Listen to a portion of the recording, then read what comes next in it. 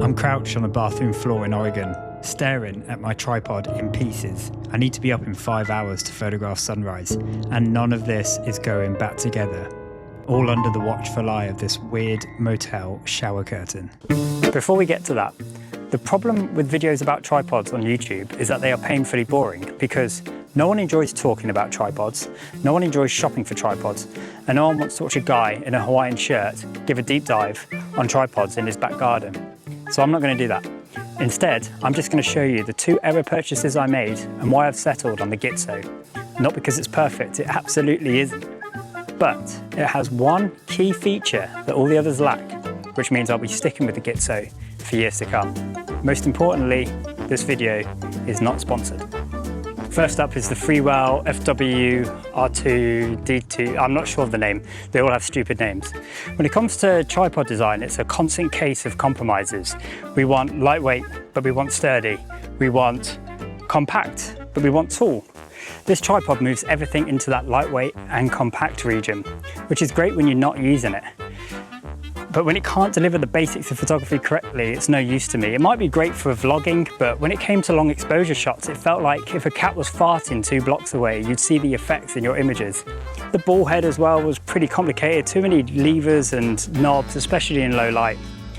When a tripod's biggest benefit is when you're not using it, it's pretty useless to me, so that had to go. Up next, we have the Ulanzi Falcam F16 Fighting Falcon.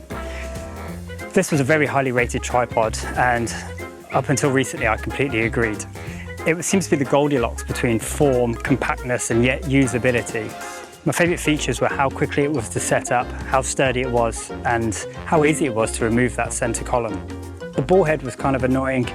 You'd set it up, you'd set up your composure shot, you'd lock off the ball head and then it would dip a few degrees, so you'd always have to aim off, like pitch up a degree or 2 for it to stay in the correct place. A minor annoyance, I was willing to live with it. But then, Oregon happened. I've been shooting in rough conditions. Wind, sand, the usual, everything you expect from the coast.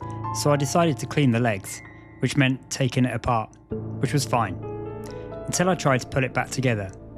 There's a very specific kind of anger when you're holding a component in your hand and you genuinely cannot work out where it goes. So I looked it up. Nonsense. Pure nonsense. And look, other people. This guy's been doing photography for 40 years. What chance do I stand? This guy's tripod's no longer usable. He hasn't had a reply. I better leave a comment.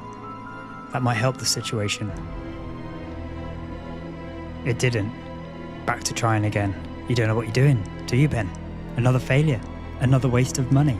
You're making a habit of this, aren't you, Ben? They're going to think you're a fool in the comments. So this tripod, a tripod I had willingly purchased, packed and carried with me, had let me down. And it wasn't in the field, it was on a bathroom floor. So I did what any normal person would do, and I bought a Gitzo. Specifically, I got the Gitzo Series 2 or some combination of those words. I didn't get this tripod out of months of research and beautifully concocted ideas. I got it out of anger because my tripod was in pieces on a bathroom floor. Now, I have a lot of thoughts on this tripod. As I said, they're not all perfect, but it has got one feature which I think blows all the other tripods out the water. But let's start in reverse order on the 3 things that I don't like about this tripod. First things first, she's a fat girl. Pretty wide, much wider than any other tripod I've used. The second thing is that you need a tool to remove the center column. And now I feel like a tool, having to carry a tool to remove the center column. A big step back compared to the F22 Raptor tripod. The final one is this friction knob. It's a bit weird. It doesn't really work correctly. It has probably about 3 millimeters of usable region, and you can so easily just turn through it and then the whole camera just drops. Okay, let's talk about 3 things I do like about this tripod.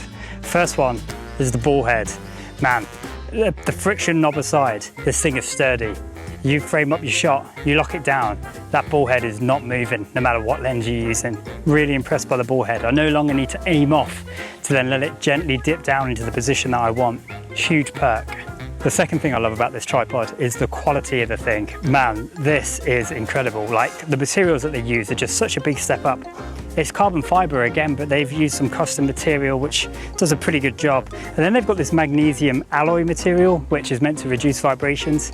Compared to the Freewell and compared to the Falcam F15 Strike Eagle that I used before, this is a huge step up. The third and final positive that this tripod brings, and what tipped me over the edge, is that they sell spare parts online. This was weird because it wasn't in any review that I read. Gitzo sells spare parts, not just a few parts, every single part, online. Leg section, collars, screws, feet. If something goes wrong, you can actually order the bit that you need and fix it. This completely changes the ownership experience. You know, I still kind of like the Falcam. It has lots of cool little tricks to it. It's not a bad tripod at all. I see why it's got good reviews. But ultimately, I took it to the beach, it got sand in it, and now I can't use it anymore. When things like that happen, you start to value tripods differently. And that's where the Gitzo comes in. It's not perfect, nothing is. But it means that I don't have to spend time researching boring tripods, shopping for them again. This is a one and done solution. So if you want an ultra lightweight vlogging camera, consider the Freewell. If you want a halfway house that's mostly there, you just can't take it to the beach, get the Falcam. But if you never want to watch boring videos like this again, get the Gitzo. I know I've spent ages pulling these tripods apart. At least I can put this one back together again though. If you enjoyed this video, please hit subscribe. I'm trying to hit 500 by summer. Thanks very much. See ya.